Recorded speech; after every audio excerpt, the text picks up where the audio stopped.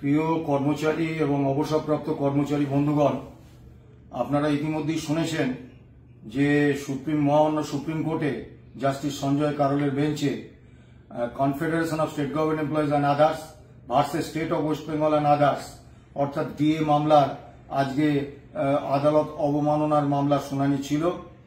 তা মহামান্য বিচারকরা আজকে বলেছেন যে তারা পুরো মামলাটা শুনতে চান, অর্থাৎ গত 28শে নভেম্বর 2022 থেকে যে প্রত্যাশাটা আমাদের ছিল যে মামলাটার পূর্ণাঙ্গ শুনানি করে অন মেরিট মামলাটায় একটা শেষ রায় মহামান্য সুপ্রিম কোর্ট দিন, আজকে আমাদের সেই প্রত্যাশা পূর্ণ হয়েছে।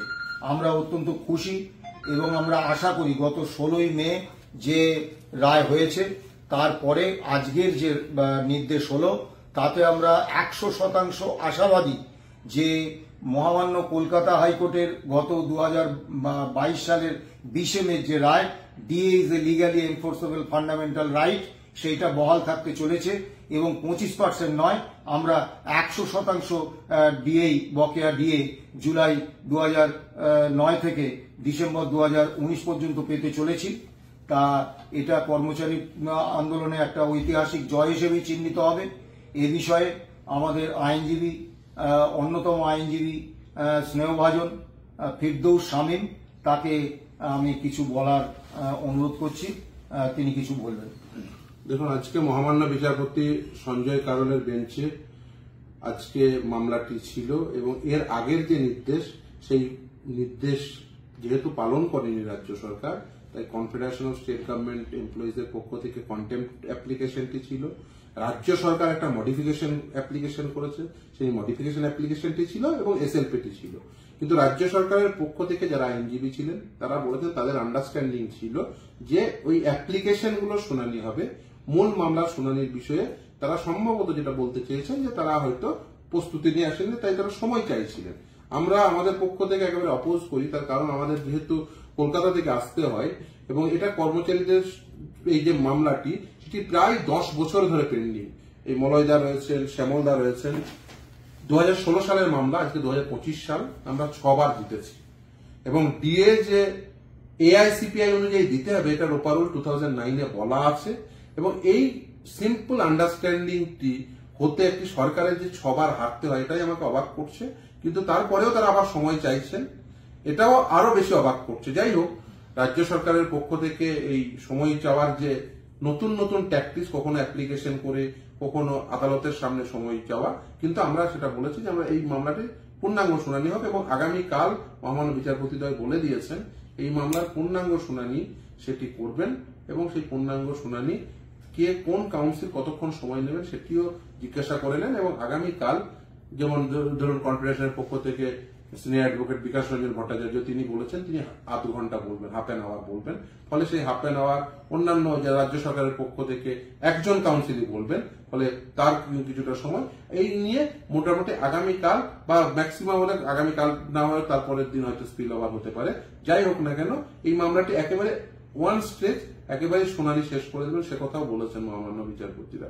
ফলে আমরা খুব আশাবাদী যে 25% আর এরিয়া দিয়ে কেন 100% এরিয়া দিয়ে, যেটা কর্মচারীদের একেবারে হকের পাওনা, 6 বার জিতে যেটা কর্মচারীরা প্রতিষ্ঠা করতে পেরেছেন সেই হকের পাওনা কর্মচারীরা পাবেন। ডিএ এআইসিপিআই অনুযায়ী দিতে হবে, কারণ সেটাই রোপারুল 2009-এর স্ট্যাটুটে বলা আছে, সেটাই স্ট্যাটুটরি ডিকটাম। ফলে সেই অনুযায়ী আমাদেরকে 100% এরিয়া দিয়ে দিতে হবে।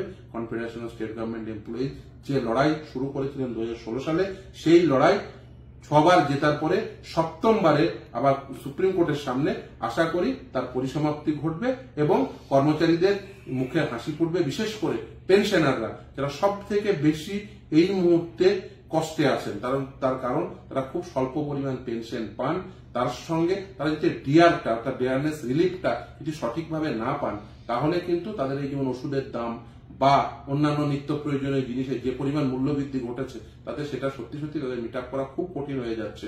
ফলে আমরা চাইছি অতি দ্রুততার সঙ্গে এই মামলা শেষ হয়ে যাক। মহামান্য বিচারপতিরা বলেছেন আগামী কাল থেকে এই যে পূর্ণাঙ্গ শুনানি হয়ে এই মামলার পরিসমাপ্তি আশা করি অতি দ্রুততার সঙ্গে ঘটবে এবং কলকাতা হাইকোর্টের যে রায়, ট্রাইব্যুনালের যে রায়, সেটাই বহাল এবং বলবৎ থাকবে।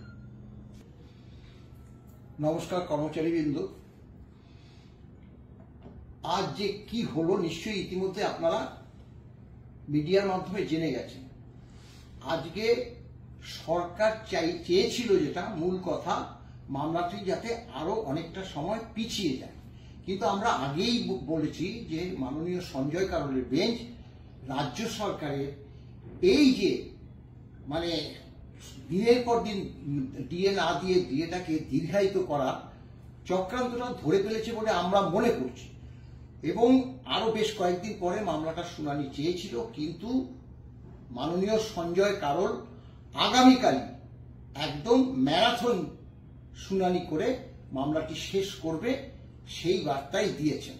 অতএব আমরা আশা করছি যে মামলাটা আমাদের পক্ষেই যাবে এবং 100% মর্গ ভাতা যাতে সরকারি কর্মচারীদের রাজ্য সরকার দেয় সেই বার্তাটা নিয়ে আমরা আগামীকাল কলকাতায় ফিরব। এইটুকু বার্তাই আমরা কর্মচারী সমাজ এবং অবসরপ্রাপ্ত কর্মচারী সমাজকে দিতে চাইছি। ভালো থাকবেন, নমস্কার।